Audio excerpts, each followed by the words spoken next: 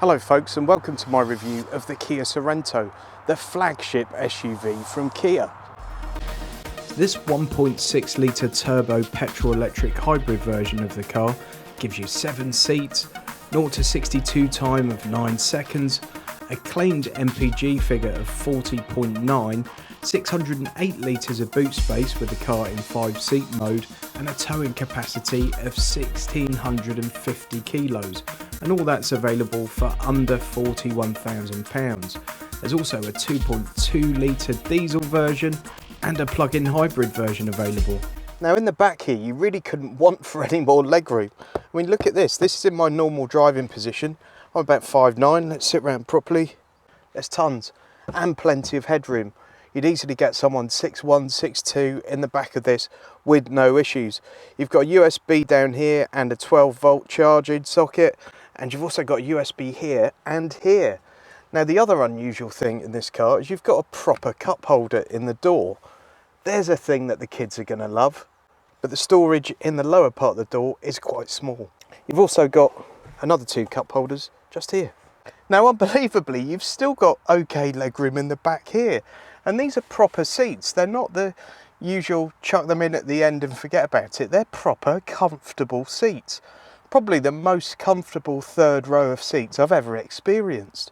And whilst you couldn't sit a couple of 6-footers in here for a long period of time, smaller adults or younger teenagers are going to have absolutely no worries in here. You've also got a cup holder each side, a little storage bin, a 12-volt socket, a USB socket, and your own AC controls just for this back area. It's brilliant. Now with that back row of seats down, you've got a 608 litre boot, and if you want to pop the next row down, obviously you just whip out that parcel cover there and press the buttons on the side, and down they go, giving you an almost completely flat load area, and basically you've got yourself a small van, haven't you? Great. The main cabin's well laid out, the good quality of materials used, and there's a really useful central storage cubby. So let's get to the meat and potatoes of this. What's this thing like on the road? I have to say, it's great. The automatic gearbox in this is fantastic. I have heard they can be a bit busy, but I'm guessing it's probably had a software update or something in recent times, or I've got lucky here because this particular unit is well mannered and really nice and smooth. Obviously, this being a Kia, you've got that amazing 7-year, 100,000 mile warranty, which is transferable as long as the car's been looked after as it should have been, which will also make these a strong used buy and help to hold their value in the used market, one would assume. In real world sort of mixed use driving, I'm getting high 30s in terms of MPG. And when you consider we're putting petrol into this rather than diesel, that's really quite impressive. So visibility in this car is very good. You've got very large wing mirrors, nice big windscreen. The view at the back could be a bit more generous, but you've got a very decent reversing camera, so no worries there. Now the car I'm currently in, unusually for a press car, is entry-level spec. This is a level 2. Level 3 is probably the sweet spot in the range. That gives you a larger infotainment screen. This one's perfectly good, but it does feel a bit small in such a huge car.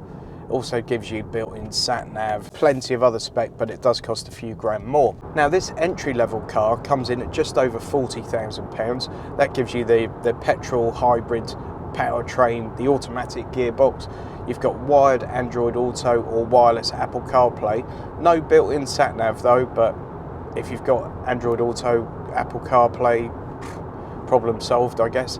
Gives you really good, clear digital instrument cluster. You've got things like heated seats. They are completely cloth seats. The cloth could maybe feel a bit better quality, but it's not terrible. And these cloth seats are quite comfortable.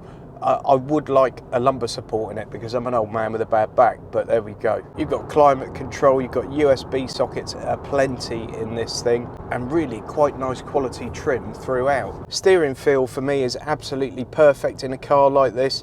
It feels nicely weighted, not overly light, not overly firm. Whilst in my opinion the focus on ride and handling of a massive SUV like this, particularly a 7-seat one, should firmly be on comfort, soaking up those bumps. Sometimes they can be a little bit boaty, can't they? So they've done really well with this one. This car soaks up the worst of the bumps really well, It's still fairly agile around the corners. It does lean a bit on a sharp bend, especially if there's a little bit of speed involved, but your passengers are not going to be getting seasick in the back. As you probably know, I like to bore people about steering wheels, and this is a good one. It's not too thick, it's not too thin, and it's a really nice quality leather affair. There are plenty of steering wheel controls that are all very nice quality.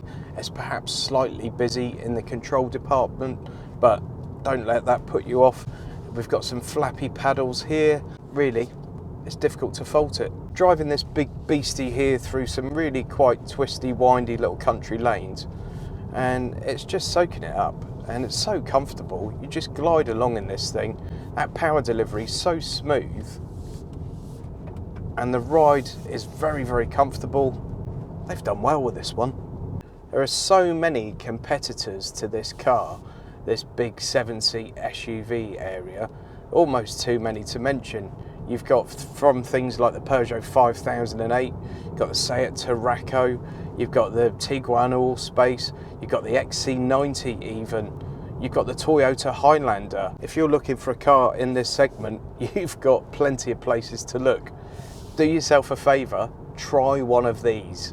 Although there's still some badge snobbery at times around Kia, Hyundai and the like, I can't think of any cars that have come further in the last few years than the Korean brands. It's unbelievable, really. They're now competing with the German brands in so many ways, and in some ways they're actually better in them. I'm not getting paid by anyone to say that. I don't have any sponsors to potentially upset by saying that. They are genuinely that good. I think if you're in the market for a large 7-seat SUV, you genuinely owe it to yourself to come and try one of these, because you may just be quite surprised. It's a lovely day in Dorsetshire here, folks. There's some sheep. So if you need an epically sized 7-seat SUV that you could genuinely have a couple of passengers on that third row in for a long journey and have them come out still able to walk, this should be on your list of cars to go and test drive. It really should. So I often like to sum these things up by telling you how I feel about this car going back, and I feel desperately sad about it, because this car would be a fantastic family car for me and my family. I'd be able to do my runs to B&Q in it. We'd be able to go on our UK staycations and fit in the amount of gear that we seem to insist on taking with us everywhere we go. It's not going to kill you in terms of running costs. mpg on this has now gone up to 39, and it's just a very, very nice, relaxing thing to drive with plenty of power when you need it. Now, if you've enjoyed any part of this video, please give it a thumbs up, and please subscribe if you haven't already done so. I do loads of different content on this channel and lots of new car reviews. Speaking of which, if you're thinking about one of these, maybe go and check out my review of the Toyota Highlander, which should be appearing on your screen about now. Thanks for watching. See you next time.